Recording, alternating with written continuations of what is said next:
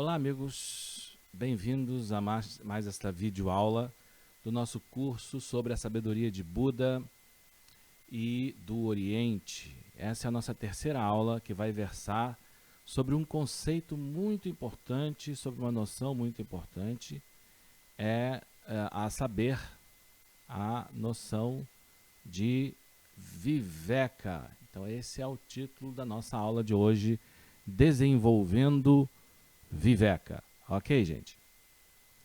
Então, só me apresentando aqui, mais uma vez, eu sou André Figueiredo, sou professor de filosofia e sou instrutor desse curso, né, como vocês já sabem, mas nunca é demais eu me apresentar para quem, né, já não se lembra. Ok, gente, então a gente vai começar fazendo um breve resumo da aula anterior, ok, gente? E a nossa aula anterior a gente falou da importância do professor, do guru, a importância de nós termos um Buda vivo entre nós. Por quê? Porque para a gente ter acesso à verdade, eu não estou falando apenas da verdade num nível meramente conceitual, analítico ou lógico, mas é num nível ainda mais superior, quer dizer, para a gente superar o véu da ilusão dos obscurecimentos mentais, a gente precisa de algum ser que já tenha, né, purificado a sua mente desses obscurecimentos mentais, dos kleshas, como nós já explicamos, dos nossos agregados contaminados, e esse é o Buda. O Buda é alguém que consegue ver, colocando assim de uma forma bem simples, como meio hábil, é alguém que consegue ver além do véu da ilusão, né? Ele consegue enxergar, vamos colocar assim, para além do véu da ilusão de nossos obscurecimentos mentais de caráter kármico, que são os agregados skandha contaminados por estruturas mentais kármicas que, digamos assim, distorcem o real. Só naquela historinha que a gente já contou do lago, são as ondulações, os movimentos das águas do lago que impedem que a gente divise o que está lá no fundo, a pedra preciosa, que é nossa real natureza. Ok, gente? Então, como o Buda ele alcançou esse nível de onisciência, ele é o professor universal por excelência. Né? Então, o que é o Dharma? A aula anterior foi a distinção entre Dharma e Abhidharma. O que é Dharma? O Dharma nós só podemos alcançar o Dharma, né? O Dharma vou definir, né? Dharma é a maneira como a mente de Buda, né, enxerga a realidade última dos fenômenos, a verdadeira entidade de todos os fenômenos. Ok? Então, qual é a fonte da verdade? Qual é a fonte do Dharma? Então, é a mente de Buda. Né? Então, nós precisamos de Buda, precisamos de um professor, porque nós, por nós mesmos, se a gente confiar no nosso aparato cognitivo, nos nossos agregados contaminados pelos kleshas, né, por hábitos mentais, pelas ilusões da linguagem, das nossas estruturas a priori, dos construtos rígidos da nossa mente, das ilusões dos sentidos, né, dos limites, da limitação do corpo, né, porque o corpo limita a nossa percepção, e o Buda ele está para além disso tudo. Então ele é o professor espiritual por excelência. Ok, gente?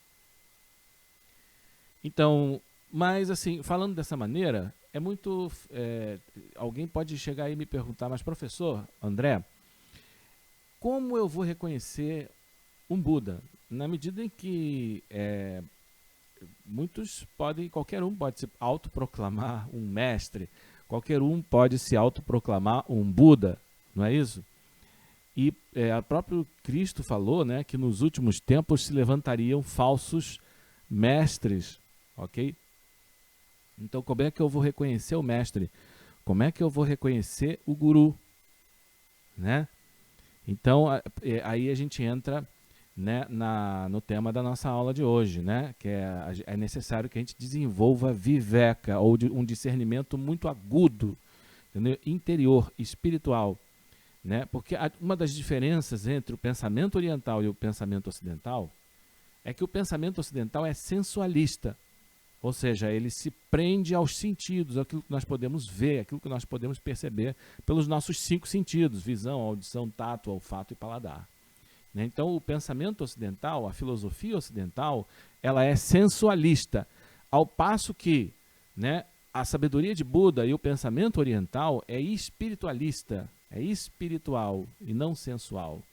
Né? Então, aqui a gente vê o sensualismo e o espiritualismo, e o sensual e o espiritual. O que é o espiritual? É quando nós discernimos internamente no nosso espírito.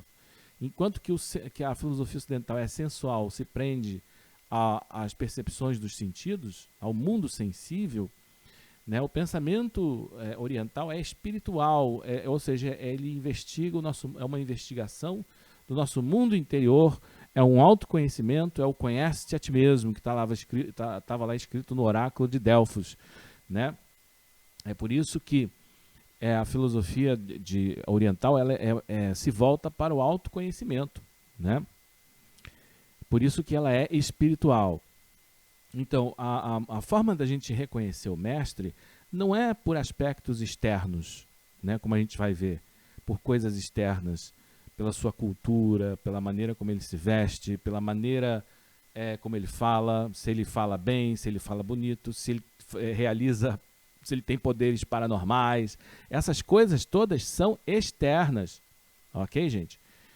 Então, Viveka é um discernimento interior, é um discernimento espiritual, é um discernimento muito agudo, mas a gente vai entrar em detalhe daqui a pouco. Né? Vamos primeiro falar, né, a doutrina do Trikaya, ok, gente? Porque o que acontece é o seguinte, se tivesse um Buda aqui entre nós, é bem capaz que a gente não conseguiria enxergá-lo, porque a nossa mente não é suficientemente pura para enxergar um Buda, ok? Então eu vou explicar por quê. Segundo a doutrina do Trikaya, quer dizer, os Budas, eles não são seres comuns, eles não têm uma anatomia energética, uma anatomia espiritual, ou uma anatomia psíquica energética, né, como querem alguns, como nós seres comuns, né? Porque tem várias doutrinas e filosofias que falam que nós possuímos corpos sutis, não é isso? Então, por exemplo, a sociedade, a teosofia fala daqueles corpos, né, o duplo etérico, o corpo astral, né, o corpo mental, o corpo causal. Né? Então, são corpos que estão no nível muito sutil. Né? Eu gosto mais da expressão, são corpos que estão no nível mais espiritual mesmo. Né?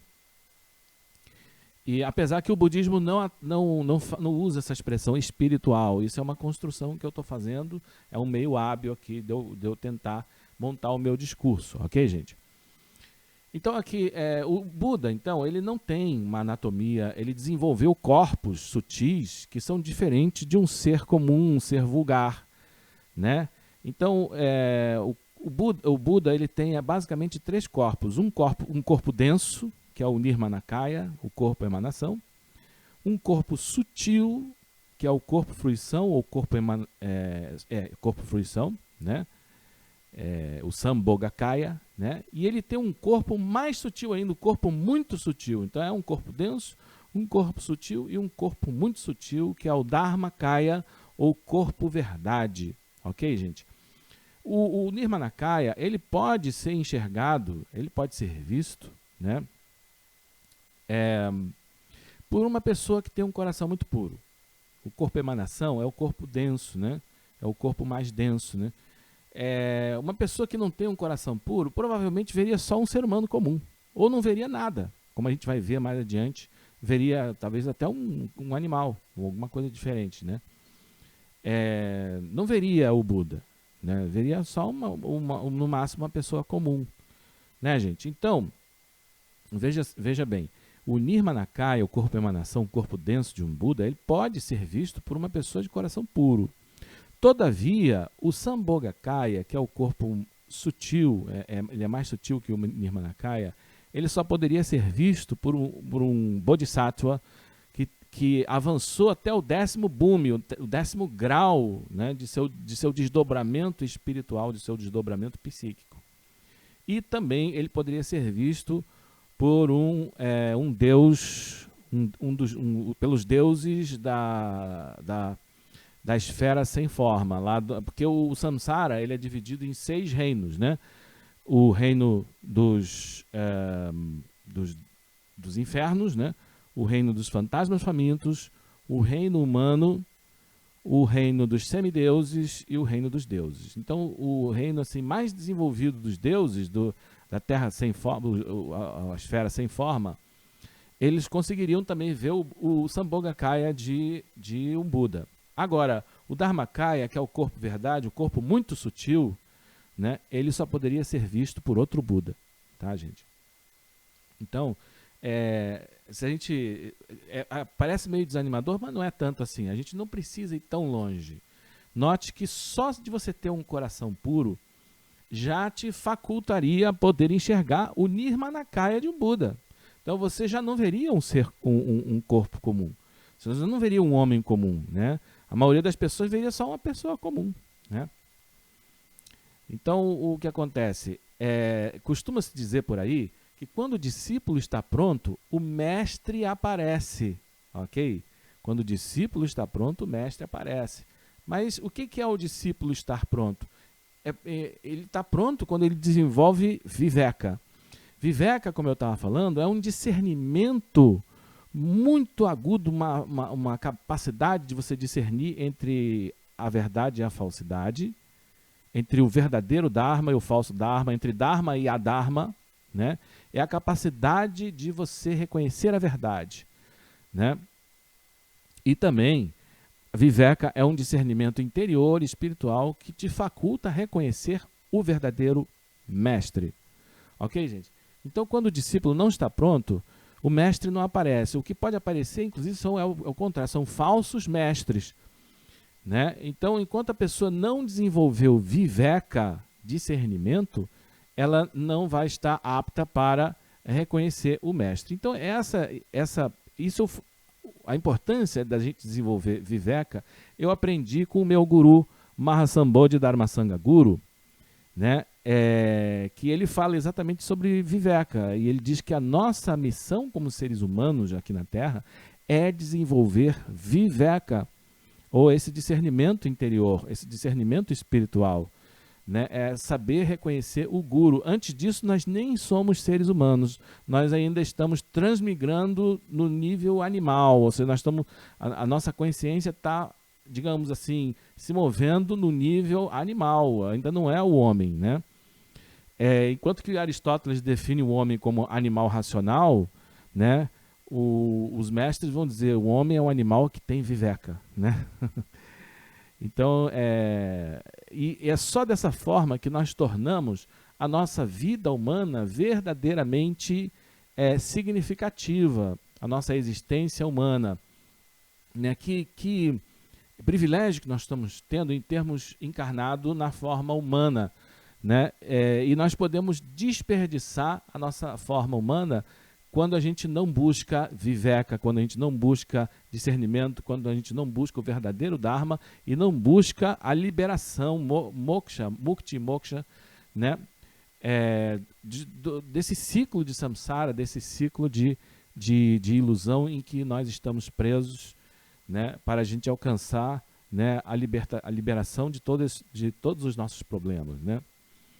Então, gente, Viveka é esse discernimento. A gente pode dizer, mas os filósofos falam que, né, já havia uma definição de razão, né, que é a seguinte: razão é aquela faculdade pela qual nós discernimos nos diversos sistemas a verdade única, né? Ou seja, é um discernimento, razão é a faculdade pela qual reconhecemos a verdade, né? Eu acho que isso está muito próximo, né, da noção de Viveka, mas eu acredito que essa definição ela se refere ao nosso racional superior e não ao nosso racional inferior, porque que é a luz natural da razão, né? Porque o nosso racional inferior está preso aos sentidos, à matéria, à corporalidade, à materialidade, né? Então, não pode ser o nosso racional inferior. E o discernimento do mestre, ele tem que ser, não pode ser segundo o nosso racional inferior, que eu não sei nem que eu falei isso, né? Então, não pode ser por critérios externos, ok, gente? Eu vou contar umas historinhas aqui para vocês, sobre como que, na maioria das vezes, as pessoas elas se enganam em relação a isso, né? Por exemplo, tem um conto zen que diz o seguinte, que um sujeito, né, uma pessoa estava procurando um mestre, e ele interrogou vários lugares, várias vilas, e alguém indicou um mestre, né, que morava numa montanha, né, e ele tinha que subir e tinha uma casinha lá e ele poderia encontrar um grande mestre. Né? Aquele homem então foi e caminhou, né, e começou a escalar a montanha, e ele estava assim no meio do caminho, falou, poxa, não é possível que esse mestre, tem que ser um mestre, porque eu estou, né, me cansando aqui subindo essa montanha íngreme e cheia de, esse caminho cheio de curvas, de perigos, né? Espero que realmente eu encontre um mestre. Aí ele foi lá e viu uma casinha realmente, como falaram para ele. E quando ele foi, né, quando ele entrou dentro dessa casinha, quando ele bateu a porta, né, ele falou, eu entrei lá, depois, né, compartilhando a experiência, né, eu entrei lá, a única coisa que eu vi foi um velhinho. Né, eu até entrei dentro da casa, vasculhei os quartos para ver se eu encontrava o mestre, eu só vi um velho lá, entendeu? Um velho desprezível. E, ai, meu Deus, o que é isso? São os meus gatinhos aí. Espero que não tenha acontecido nada. Eu tenho uns gatos aqui em casa. Né? Mas, então, gente, então o mestre, aquele rapaz foi lá, essa pessoa foi lá e só viu um velhinho. Não viu o mestre. Então, para você ver o que é a gente julgar pelo externo. Tem uma outra história que eu não sei se é anedótica, né? Eu acho que deve ser anedótico, não é possível. Né? De um grupo de pessoas que foram para a Índia, né? Que foram procurar um instrutor de Yoga Kundalini, né? De Kundalini Yoga. Aí eles chegaram lá e viram, né? Desceram do aeroporto, foram para o hotel. Quando saíram do hotel, viram uns homens barbudos assim. Mas, olha, esses homens têm barbas grandes, eles devem ser mestres de Yoga Kundalini. Né? Aí, então eles seguiram esses homens e foram parar num lugar onde que tinha uma casa, né? Que tinha uma porta, e eles bateram nessa porta e atendeu um homem e disse, nós queremos saber se vocês dão iniciações sobre Kundalini Yoga. Aí aquele homem disse, não, nós não temos nada disso, não entendemos nada disso. Aí aqueles turistas falaram, não, vamos fazer o seguinte, vamos oferecer dinheiro, né? Porque de repente se a gente oferecer dólar, acho que eles eram americanos. Né? Aí eles, olha, a gente tem bateram de novo, eles abriram aí, olha, a gente pode oferecer para vocês uma grana aí, para caso seja esse o problema, nós temos aqui dinheiro, né? Nós temos dinheiro. Aí esse que atendeu a ele, ele falou, espera um momentinho. Aí ele foi falar com o superior dele, olha, eles estão oferecendo dinheiro.